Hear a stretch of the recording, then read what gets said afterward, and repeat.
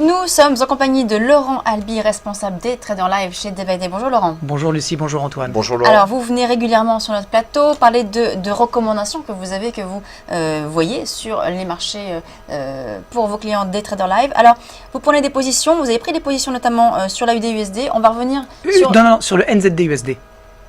Oui, il y avait aussi l'AUD-USD, hein, vous avez pris l'AUD-USD où vous avez, on en avait parlé d'ailleurs mercredi, Oui. vous étiez entré en position long sur cet AUD-USD. Ah oui, c'est de la vieille histoire. Oui, Ah oui. c'est de la vieille histoire d'il y a 2 jours. Oui, mais on fait beaucoup de trades sur des trades, oui, Ouais, exactement. Donc, On va revenir effectivement. donc sur cette position. Oui, on D'accord. revient sur cette position où vous étiez rentré, vous voyez, donc à l'époque, mercredi, vous voyez un retournement Jadis. Jadis. Retournement haussier sur cette paire AUD-USD qui, je le rappelle, est tout de même en tendance baissière sur du moyen long terme. Vous avez vu un petit rebond sur cette paire. Alors comment expliquez-nous un petit peu ce qui s'est passé? Eh ben alors, ce qui s'est passé, c'est que j'étais ce qu'on appelle contrarien. Oui. C'est-à-dire que je Pas dans le sens pensais... de la tendance. Exactement. Il y avait des signaux techniques qui montraient que potentiellement on avait un marché qui pouvait se retourner, on avait des divergences de RSI, on avait des mèches basses qui venaient se terminer au-dessus des supports précédents et par conséquent on pouvait anticiper un petit retour haussier. Ça ne s'est pas passé, d'où l'importance cruciale quand on fait du trading de mettre des stops. Autrement dit, on a plein d'idées. On n'a pas que des bonnes idées parce que sinon ça ne serait pas sérieux. Donc quand on rentre sur un marché, on se pose toujours la question de savoir et si j'ai tort, où est-ce que je mets mon stop? Le stop, c'est le prix qui invalide en fait notre scénario. C'est le prix qui dit qu'on a tort. Et par conséquent, quand on met un stop et qu'il est exécuté, il ne faut pas réfléchir. Si on ne l'a pas mis en machine, il faut avoir des nerfs d'acier et couper sa position sans remords et passer à autre chose. C'est ce qui s'est passé sur l'AUD-USD. On était effectivement sur une espèce de petite consolidation dont je pensais qu'elle pouvait générer un petit peu d'appétit acheteur. Il n'en a rien été. La tendance est notre ami. Et j'ai oublié cet axiome de base. Je serai puni. Et donc voilà. Donc on a été stoppé, on a fait une petite perte. Récapituler, parce que quand même, alors on n'a pas tous les défauts sur des traders live. Donc on est rentré contrarien. On était un petit peu téméraire. Mais comme on était bien conscient qu'on était quand même contre la tendance, on n'a pas pris une grosse position. Voilà, une position de petite taille. Alors comme on le voit sur le portefeuille, vous êtes sorti, vous étiez entré à 0,8211 et sorti à 0,8150, généré une perte de 0,74%.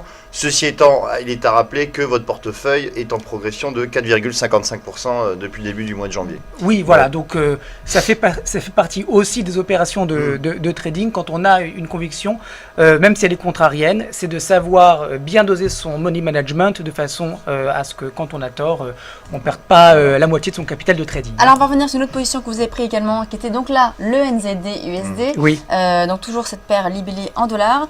Comment, est-ce qu'elle est clôturée cette paire, Antoine? Non, alors justement c'est une position en cours. Position qui est toujours ouverte. Alors, voilà. comment ça se passe? Alors là, ça se passe un petit peu mieux. On n'a pas tous les défauts quand même.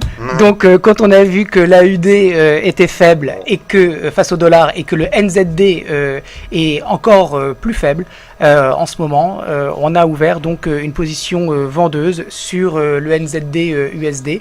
Alors on est rentré, on a commencé à construire la position parce qu'en fait on avait bien baissé, on avait bien cassé le support. J'ai vendu au-dessus du marché avec un ordre limite, j'en ai rentré un. J'espérais pouvoir en rentrer un deuxième encore plus haut, mais j'ai été trop gourmand. Je suis contrarien, je suis gourmand. Et par conséquent, mon deuxième ordre n'a pas été exécuté. Donc on a rentré qu'un tiers de position sur ce NZD USD. On a à l'écran un premier niveau de support 2012. N'y faites pas attention, le potentiel baissier est énorme. Donc on va conserver... Votre objectif est de combien justement sur cette paire? Alors, mon objectif sur cette paire, je ne le connais pas de tête. Alors, je peux y accéder via votre portefeuille. On a un objectif à 0,7392. Voilà. Peut-être qu'on donc, peut revenir sur le graphique justement pour voir où ça se situe. Alors, s'il vous plaît, Antoine. Voilà, par ici. Voilà, donc on est encore, on est à 0,7490 à mon avis, un petit peu plus haut. On a encore une centaine de pips, et puis, mais je me demande même si je débouclerai, hein, parce que on est en phase d'accélération, on est dans un mouvement qui est impulsif, il n'y a aucun intérêt acheteur pour le moment, on vient de sortir d'une grosse zone de consolidation, donc à mon avis, on reprend du directionnel et on va essayer de ne pas couper la position trop tôt. Alors, il y a d'autres valeurs. Alors, on va revenir sur l'AUD, mais là, l'AUD pas non face à l'USD, mais au yen. Oui, alors l'AUD JPY, il est également intéressant. On a de toutes les façons un dollar australien qui est très faible contre toutes les principales devises. Mais regardez sur ce chart, l'AUD JPY, on voit une très forte accélération actuellement. Donc on ne va pas rentrer sur l'AUD JPY maintenant parce qu'on n'a pas le bon timing. Il fallait le faire soit dans la nuit, soit hier. On ne l'a pas fait, donc maintenant on attend calmement. Si on retourne sur ce niveau de support qui devient potentiellement résistance à 95 yens, on aura là pour le coup une opportunité de rentrer. Donc on rentre short à 95 yens, on met un stop au-dessus de la mèche d'avant-hier à 96 yens et on vise 93 yens dans l'immédiat, donc ça nous fait un beau ratio rendement-risque. Il faut juste croiser les doigts pour que le marché revienne sur notre niveau de résistance, ce qui n'est pas du tout évident compte tenu de l'accélération à laquelle nous sommes en train d'assister. Mais bon, si ça revient pas, ça revient pas. Alors il est intéressant de noter un phénomène qui est assez rare, c'est cette force du yen, hein, puisque finalement le yen est considéré comme une valeur refuge. Oui. Et là on a donc des marchés qui montent, hein, des marchés qui... Je vais dire qu'il explose, hein, mais bon, on peut le dire, 7% sur le CAC 40 ans, oui, en 6 séances, et un yen qui progresse. Oui. C'est quand même assez rare. Alors, le yen progresse, attention, parce que ce qui se passe sur le yen, c'est très contrasté en fonction des devises contre lesquelles il est échangé. Regardez le dollar yen, il progresse pas du tout. On a un dollar qui reste, voyez, qui reste fort. Donc, on n'a pas un mouvement yen. Non. Très clair, oui c'est ça, très marqué. On a un AUD qui est tellement faible que de toutes les façons, contre l'yen, il se déprécie.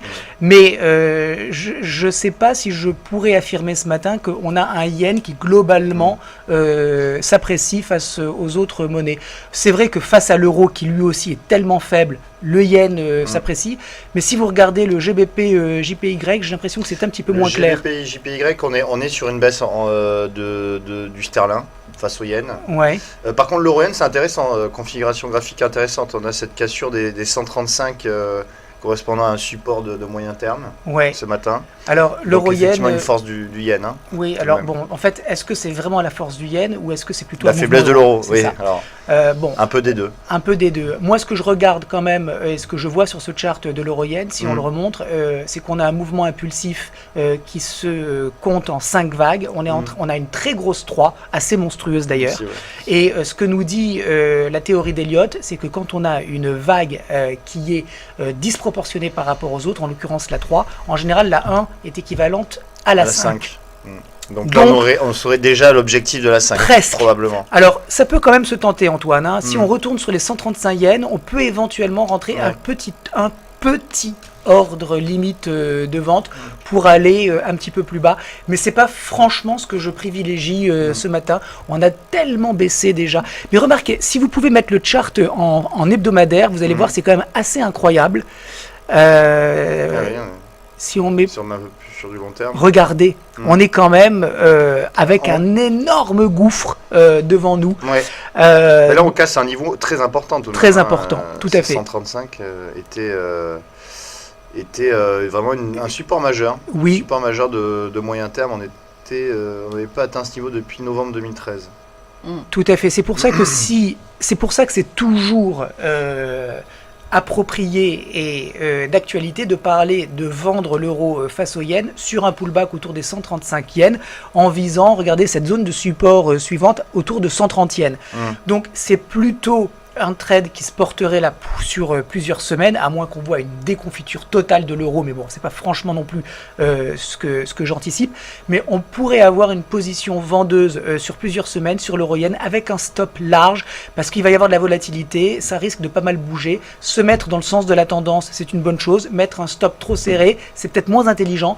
Donc comme on est quand même en queue de mouvement, mettre un stop large et essayer d'accompagner cette baisse de l'euro-yen, oui. Alors, on va passer maintenant à l'autre paire de devises assez rapidement. C'est l'euro face à la couronne suédoise. Oui, parce qu'on est sur un support ce support, il est en train d'être travaillé et que si on casse ce niveau, vous voyez, on pourrait partir plus à la baisse. Alors, ce niveau de support, il est placé de façon discrétionnaire, c'est-à-dire qu'on pourrait aussi le mettre, Antoine, sur la clôture de la bougie blanche qui est sur la gauche.